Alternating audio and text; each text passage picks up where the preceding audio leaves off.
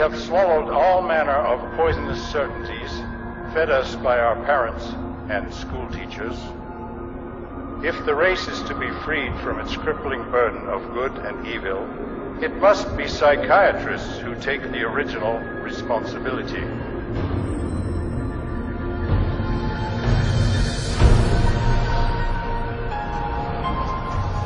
La declaración de Brock Chisholm ejemplifica la arremetida psiquiátrica directa contra nuestro sistema escolar.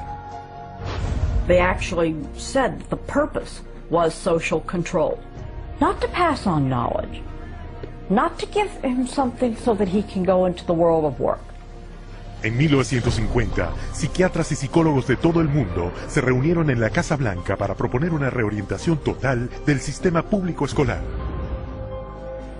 The White House Conference on Mental Health in the 1950s was a landmark that served to bolster the idea that schools would serve their communities better as mental health clinics than they would as institutions of learning.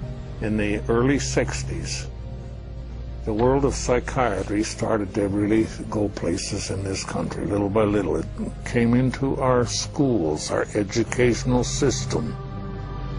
Y para 1965 se convirtió en ley.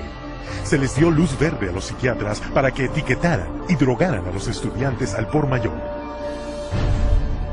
A child is labeled ADD or ADHD the minute he can't sit still for a 10-15 minute period of time, or he talks constantly or ignores the teacher completely. That will get him and earn him an ADD or ADHD label. En 1987 se etiquetaba libremente a los niños con el trastorno del déficit de atención e hiperactividad TDAH. En un año se diagnosticó a 500,000 niños americanos con este trastorno. Para 1994, esa cantidad se había elevado a 4.4 millones. Como respuesta a la alarma pública generalizada por la aparente epidemia de enfermedad mental, los Institutos Nacionales de Salud, financiados por el gobierno de Estados Unidos, reunieron un panel de prominentes médicos y psiquiatras para explicar a los padres y educadores exactamente qué era el TDAH. I would like any member of the panel to describe a typical ADHD in terms of symptomatology. Mark, would you like to? Since you see them in your practice. I mean, I think the panel has been frank, and you know the difficulties here are immense in terms of these. I mean,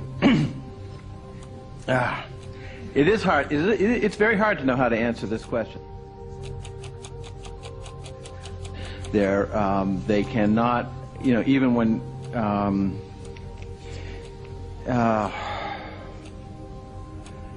They are as if driven by a motive. There are some good clinical descriptions.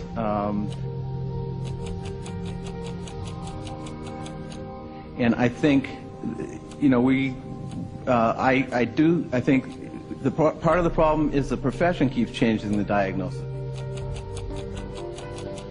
At this time, we do not have a diagnostic test for ADHD. Therefore, the validity of the disorder continues to be a problem. Pero esta escandalosa admisión no detuvo a los psiquiatras de las escuelas. 2 años después, el número de estudiantes americanos diagnosticados con el TDAH se elevó a 6 millones. Hoy, a 20 millones de niños en el mundo se les ha etiquetado con algún tipo de trastorno de aprendizaje, un diagnóstico a menudo hecho en cuestión de minutos. We would sit behind a two-way mirror along with the parents. We would then look at the child. We would do small manipulative activities with them to see where their deficit was. It was wrong what we were doing. We were looking at a 5-minute glimpse of this child's life and saying, okay, here you go. Here's a little pill, take it, you'll be fine.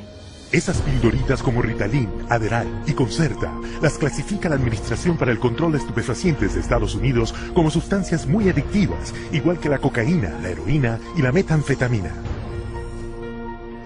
When I was on the Ritalin, it made me just feel like totally different, like I wasn't even who I was. I was, flipping out, was twitching, going crazy. I felt like I was out of it all the time, like I wasn't there. I wasn't human. You're just a zombie, pretty much. You do what you can just to get by and just don't do anything extra. My mother never teased me, but she thought I really had ADHD and I was wrong, and I had something wrong with me. So I thought she'd feel bad and feel sorry for me if I died, but then again, I thought that she would miss me a lot, and I also love her a little more than I wanted to kill myself. And so I stopped when I realized that. La abundancia de medicamentos recetados creó una nueva fuente de ingreso para los chicos: vender sus medicamentos a sus compañeros. It's called kitty cocaine. They take the Ritalin and they just repackage it and they sell it on campus to the kids because it's like speed. I figured if I was going to do drugs, I might as well make it worth it. And I ended up doing street drugs, and then I ended up getting into it really bad. We're looking at marijuana and other things as being gateway drugs, and actually the so-called medications are a greater gateway drug. The Ritalin drugs are backfiring big time, because if the child is already disruptive and he takes cocaine, he's going to be a lot more disruptive after he's taken it. It is not going to calm him down. Boom, she got on the drugs and her personality changed, her behaviors changed, they became erratic and dark and violent, and it was just a nightmare. He kept having adverse reactions, becoming very, very angry. He could not control his behavior, he couldn't control his temper. He was on 5 different psych meds, Prozac and lithium, and he was 7 years old. And he was unable to function. He would have rages and then crying and all kinds of just violent rages, grabbing knives and all of this. The list includes 15-year-old Kip Kinkle withdrawing from Prozac when he shot 22 classmates, killing 2 after murdering his mother and stepfather at his home in Springfield, Oregon.